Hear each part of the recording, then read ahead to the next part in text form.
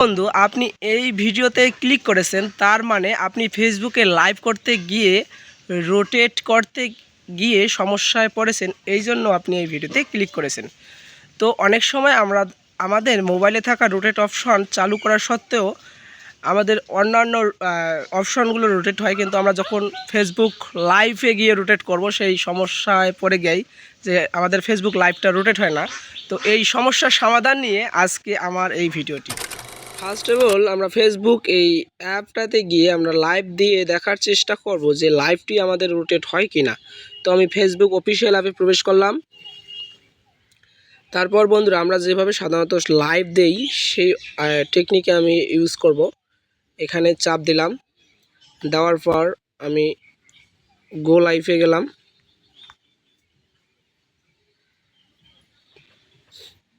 তো বন্ধুরা, গো লাইভে আসার পর আমরা এদিকেই সাধারণভাবে আমরা এদিকে লাইভ দিতে পারবো। কিন্তু যদি আমরা এই লাইভটাকে রোটেট করতে যাই, যদি আমি এখান থেকে রোটেট অপশনটা চালু করি,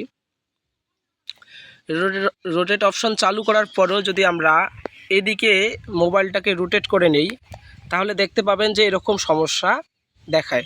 তো এই সমস্যা থেকে সমাধান পাওয়ার জন্য বা যেদিকে আমি ফোন করব সেদিকে যেন আমাদের লাইভটা চালু হয়, এই সমস্যা সমাধানের জন্য আজকের এই ভিডিওটি। তো বন্ধুরা, এই সমস্যা থেকে সমাধান পেতে গেলে আমাদের প্রথমে প্লে স্টোরে যেতে হবে। তো আমি প্লে স্টোরে আসলাম। প্লে স্টোরে আসার পর আমাকে সার্চ বারে যেতে হবে। তো আমরা সার্চ বারে গিয়ে সার্চ করব ফেসবুক রোটেট অ্যাপ। তো এখানে সার্চ করাই ছিল আমার। তো এই লেখাটা লিখে আপনারা সার্চ করবেন। এই লেখাটা লিখে সার্চ করার পর আপনারা সার্চ দেবেন। সার্চ দেওয়ার সঙ্গে সঙ্গে আপনারা দেখতে পাবেন যে রোটেশন কন্ট্রোল নামে এই অ্যাপসটি আপনারা পাবেন। এটা ইনস্টল করে নেবেন।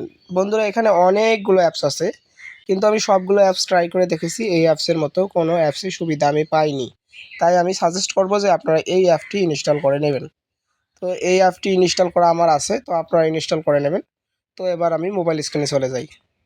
বন্ধুরা, তারপর দেখতে পাবেন যে রোটেশন কন্ট্রোল অ্যাপটি, এই অ্যাপসটি আমার মোবাইল স্ক্রিনে চলে এসেছে। তো আমি এই অ্যাপসের ভিতরে প্রবেশ করব। প্রবেশ করে এই যে এই অপশানগুলো যদি আপনাদের টিক দেওয়া না থাকে তো আপনারা টিক দিয়ে নেবেন। টিক দেওয়া হয়ে গেল টিক দেওয়া হয়ে গেলে সবগুলো ক্লিন করে নেবেন। তো আমি ক্লিন করে নিলাম বা ক্লোজ করে নিলাম। আমি সবগুলো ক্লোজ করে নিলাম। নেওয়ার পর বন্ধুরা, আমরা যদি শাটারটা নামাই ফোনের আমরা শাটারটা নামাবো, তারপর এরকম একটা ইন্টারফেস আসবে। তো এখান থেকে আমাদেরকে যেখানে নাল টিক দেওয়া আছে সেই অপশনে আমাদের লক্ষ্য রাখতে হবে। তারপর এখান থেকে আমরা ফোনটাকে রোটেট করে নেব। তার জন্য এই অপশনে ক্লিক করে দিতে হবে। এই অপশনে ক্লিক করলে আমাদের ফোনটা রোটেট হয়ে যাবে। তো বন্ধুরা, আপনারা দেখতে পাচ্ছেন যে এখন আমার মোবাইলটি রোটেট হয়ে গেছে। তো এখন আমি যদি লাইভ ভিডিওতে যাই, তো দেখতে পাচ্ছেন যে এই যে গো লাইভ লেখাটা, যেটা আমাদের আপনারা দেখতে পাচ্ছেন যে গো লাইভ লেখাটা যেটা আমাদের এই সাইডে ছিল, সেটা আমাদের নিচে চলে আসছে। তো ঠিক এভাবেই আমরা আমাদের লাইভ ভিডিও রোটেট করে আমরা লাইভ দিতে পারবো। তো আশা করি বুঝতে পারছেন। ভিডিওটি যদি ভালো লাগে অবশ্যই লাইক, কমেন্ট, শেয়ার করবেন। ধন্যবাদ।